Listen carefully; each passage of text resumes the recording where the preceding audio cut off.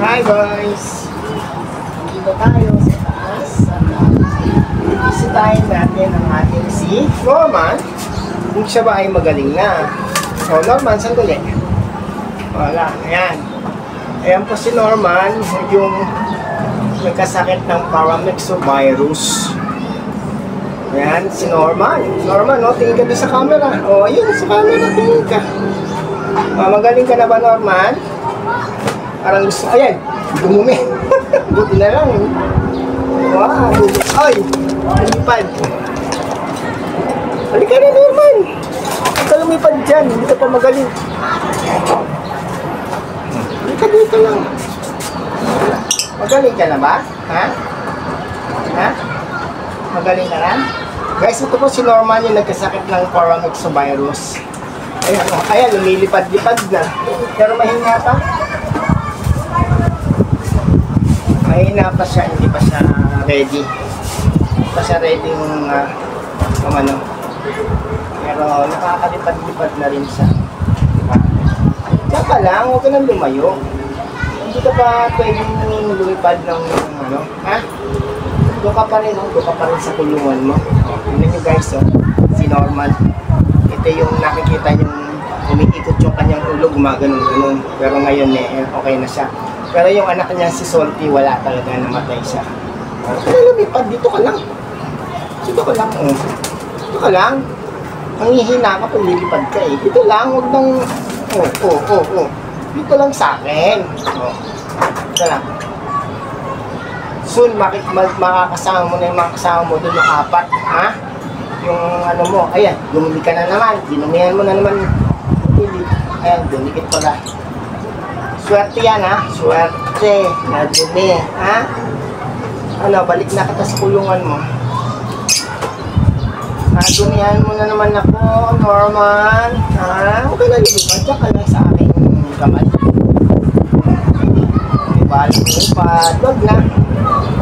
Gabi na, baka ikaw ay kung saan pa mapunta.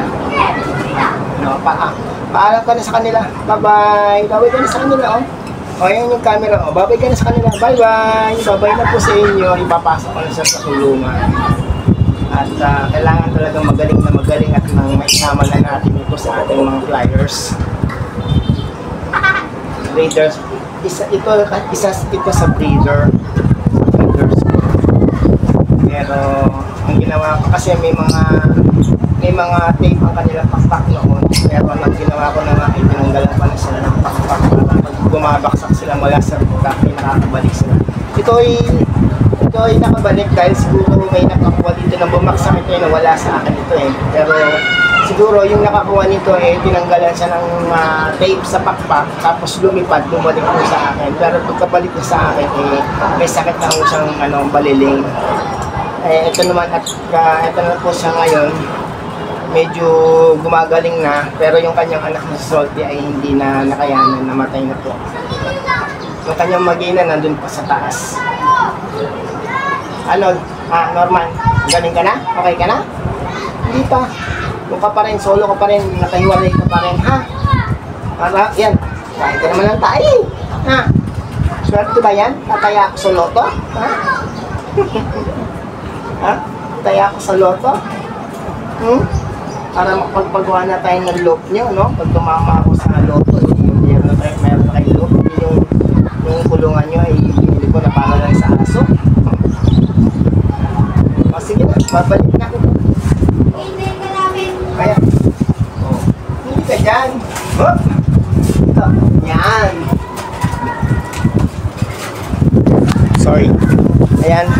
Ayan po si Norman, dyan po siya nakakulong. Solo po niya yung kulungan na yan para hindi siya makahawa dun sa iba nating mga ibon.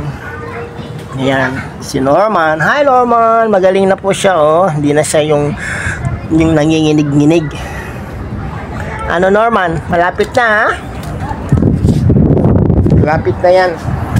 Tapos ito naman po yung ating mga mga African lovebirds. Ayan. Ito yung dalawang nadakma ko na African lovebirds. Ayan. Ginawan ko sila ng DIY na nest box na mula sa Selecta ice cream gallon. At ito rin naman ang ating mga iba pang African lovebirds na nauna. Ayan sila oh, maiingay, madadaldal. Madadaldal pero di ko naman maintindihan mga sinasabi nila. Yan po sila oh. Ilagyan ko rin ng ganito, yung plastic na bote ng Coca-Cola para kung gusto nilang matulog doon at di sila lamigin, doon sila papasok. Tapos itong mga to, pagka nasa yung kanilang pagkain, yung kanilang patukay na pupunta doon sa poop tray nila at napapakinabangan pa, binibigay ko doon sa ating mga kalapati sa itaas. Papakita ko sa inyo. Ayan o. Ayan yung mga patukayan ng lovebirds. Binigay ko dito. Mukhang ayaw magsikain ko mga to, busog. Kasi pinakain ko na yung kain ng umaga. One time lang kasi nakain mga yan ayaw nila ko ngayon sa hapon. Ayan sila oh. Ayan si Mia. Ito yung ayaw magpakita. Ayan oh, yung mag-ina ni Norman, si Grisel at saka si Sugar. At ito naman si Mia. Ayaw magpakita. Ayan yung isa nating dagit. Yung isa nating dagit, ang pangalan ay Dagit. O tama. Tama si Dagit. Tapos ito naman ay pangalan niya Dagito. Ibig sabihin pangalawang dagit. Pero yung dagit na yan, hindi kaya nilagyan ng tape. Nandito yan, palagi kaya nakakawalan. Balik ng balik dito. So ibig sabihin sa atin na siya.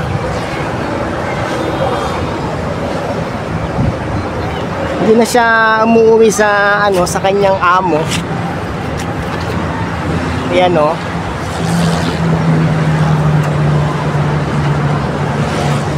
Ayan sila. Ayan nilang bumaba. Ayan nilang kumain o. Ayan nilang pumuka dito. So ilalagay ko na lang itong patuka sa loob ng kulungan para kung uulan mamaya hindi mababasa at masasayang ang patukaan nila. Ayan sila oh. Ayan si Mia, ang ating certified batcher. Ayan si Mia. Hi Mia. Oh, ayan po si Mia. Zoom natin. Ayan, naka-zoom para makita nyo. Ayan, si Mia. Napakailap niyan sa akin samantalang pagka medyo nangihina siya inaalagaan ko mabuti.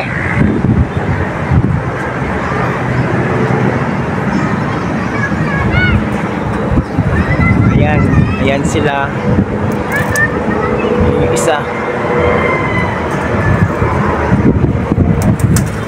Uwi na kayo mamaya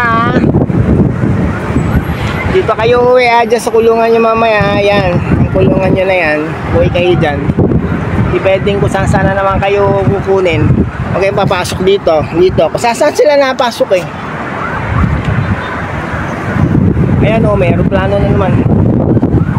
Ayan yung aeroplano. Ayan, aeroplano. Philippine Airlines mga airplane na to. Parang iba yung kanyang malabo kasi yung mata ko. Layo niya no. Ayun po ang Okada. Tanaw na tanaw ang Okada.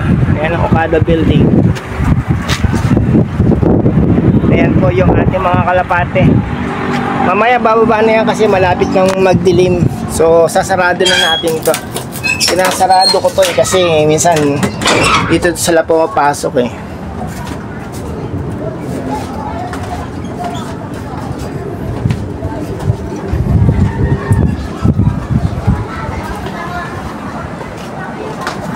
So ayan po ang ating mga African lovebirds nandito.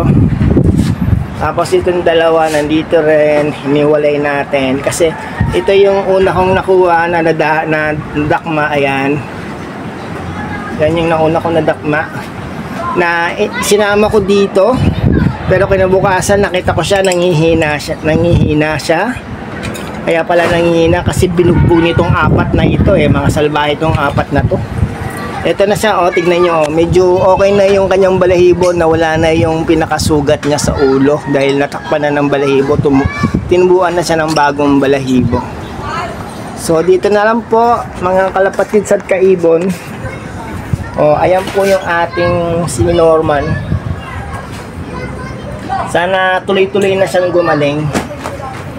yung kanyang dumi ayun, no, medyo basa-basa pa. So kailangan lang talagang maging maayos na itong sinormal natin para makapag-breed ulit sila ng bago ni Grisel.